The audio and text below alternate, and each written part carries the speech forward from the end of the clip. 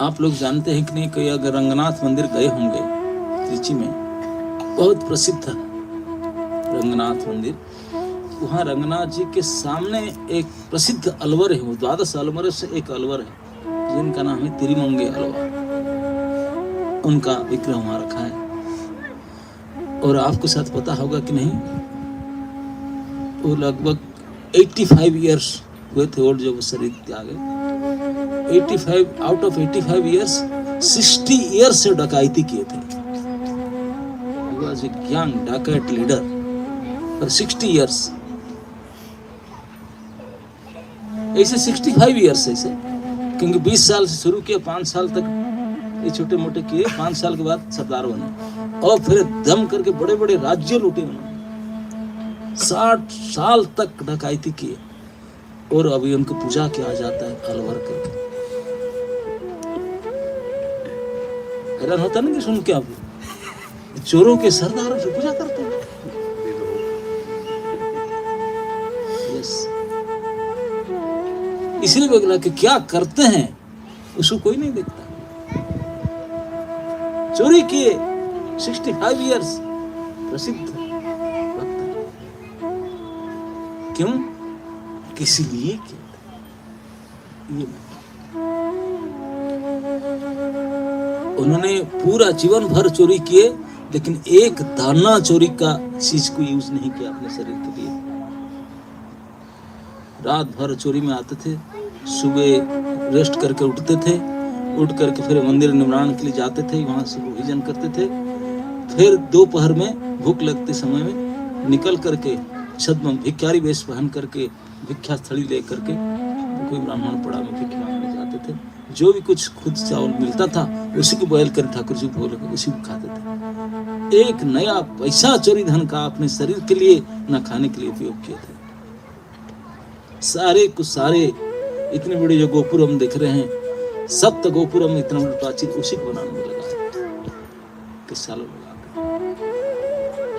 ये उनका पूरे जीवन के गुण। एक दिन भी एक नया पैसा उसमें उपयोग नहीं किया अपने शरीर के लिए, लेकिन करते थे, लोग देखते थे। ब्रांडेड थी। कभी पकड़े नहीं गए प्रभु जी? कई बार पकड़े गए, लेकिन इतने बड़े ज्ञान था उनका। वो जो तभी जमाने में गवर्नमेंट तो राजा रहता था, राजा लोग डर गए कि इतने लोग उनका सपोर्ट था, क्योंकि इतने उदार चित्त थे, भक्त थे, भगवान का भजन करते थे। इसलिए कोई लोग बोलते थे नहीं, आंदोलन, घना आंदोलन हो जाता था, उनको दंड नहीं दे सकते। वो चोरी करते जरूर है तुम्हारे जैसे खून खराबी लोगों से, लेकिन हमारे लिए करते, पूरे जनता उनके पर आ जाता था। तो राजा लोग तो डर गए। कई राजा लोग को कुछ दिन बाद बोलते कि भैया मेरी चोरी मत करो, मैं देता हूँ अपने आप को, मैं दे देता हूँ आपको, लेकर देने लगे उनको। पहले वो भिक्षा मांगते थे, दे नहीं रहे थे, बोले मांग करके उनका तलवार पकड़ने से देने में चोरी कर अपने चोरी। ऐसे चोर थे। एक बार तक राजा के घर में घुस गए, जाके घुस करके वो राजा के घर में कृष्ण विग्रह पूजा हो रहा था, और विग्रह के लिए हीरा के जड़ा हुआ एक मोती पहना हुआ था, विग्रह पत्थर के मोती। उनको खोलना चाहते, मोती को लेकर आते, बड़े कष्टली है उसको निकालना। भगवान के हाथ से निकालते थे और निकल नहीं रहा था, बड़े प्रयास किए, निकल नहीं रहा था, और कुछ मिला नहीं तो दांत लगा कर दांत से काट कर निकाले। दांत काट रहे थे, दांत से वो काट रहे थे, उन्हें ज्ञान उदय होगा भगवान के था। वो प्रतिष्ठित मूर्ति थे, भगवत विग्रह, दांत काट रहा था, वो भी दांत में उसको लगा कर वहीं बैठ कर भगवान की स्तुति गान कर ली, प्रार्थना गान करने लगे। सुबह हो गया, उनको पता नहीं, रो रो कर उनका प्रार्थना गान। राज कर्मचारी राजा के बोले बाप रे बाप, चोर है या साधु है?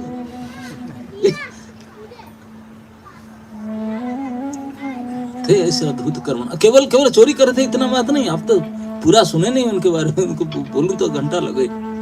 अंतिम समय जब 85 इयर्स हो गए थे, जब मंदिर बनकर पूरा हो चुका था, उनके साथ में कम से कम 2-2.5 हजार दस्यु काम करते थे। इतने बड़े ज्ञान था। बड़े बड़े राजा रहते थे, बड़े बड़े लीडर थे, 2.5 हजार। उनके पीछे तो और ही 5 हजार छोटे मोटे चोर थे, और सबको काम में लगाए थे। बड़े बड़े डाका, करोड़ों की डाके लूटते थे। और उनको बोलते थे सब मैं लेकर रख रहा हूँ, सब एक साथ में जो बनेगा सबको मिलेगा, सबको शेयर मिलेगा। दे नहीं रहते, भोजन खिलाते थे खूब और काम करवाते थे, रात भर दिन भर सो जाते थे बिजी होकर। बोलते सब मिलेगा, सब मैं हिसाब रख रहा हूँ, सबको एक साथ में लूंगा।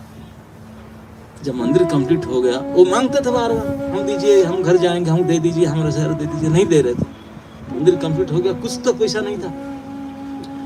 जब पता चला चोरों को कि ये बुढ़ा हमको धोखा दिया, उनका पास धन नहीं, सारा मंदिर बना दिया, हमको तो कुछ, हम मेहनत किए जीवन भर कुछ दे नहीं, उनका पास भी नहीं, हमको देगा नहीं, तो गुस्से में उनको मार डालने के लिए आए। सारे 10 लोग उनको मार डालने के लिए आए।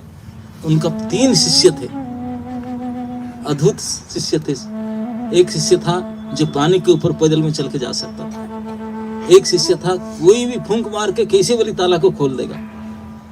एक शिष्य था कहीं छाया पर पैर रख दे, हिल नहीं सकता, ये सिद्धि थे दिन। तो एक शिष्य को बुलाया जो पानी के ऊपर चल सकता था, बोला जाके अनाउंस करो सारे दस्युओं को कि आज बड़ा भंडारा है और आज सबको मैंने अपना शेयर दे दूंगा, सब लाखों लाखों की स्वर्ण मुद्रा रत्न सब बांट दूंगा। मैं गार्ड करके रखा हूँ कावेरी के इस आइलैंड के। तो व्यांग तो होता नहीं था तब जमाने। बोले कावेरी नदी के बीच में जो टापू है, यहाँ सब गार्ड कर रखा हूँ, आज सब बांट दूंगा। सब खुश हो गए, बड़ा भंडारा हुआ। खा पी करके बोले सब पोत था, पोत समझते ना, बड़ा शिप, बोले शिप में लोड हो जाएगा, सब एक साथ में 5 सब जाएंगे और यहाँ पहुंच कर सबका शेयर बांट दिया जाए।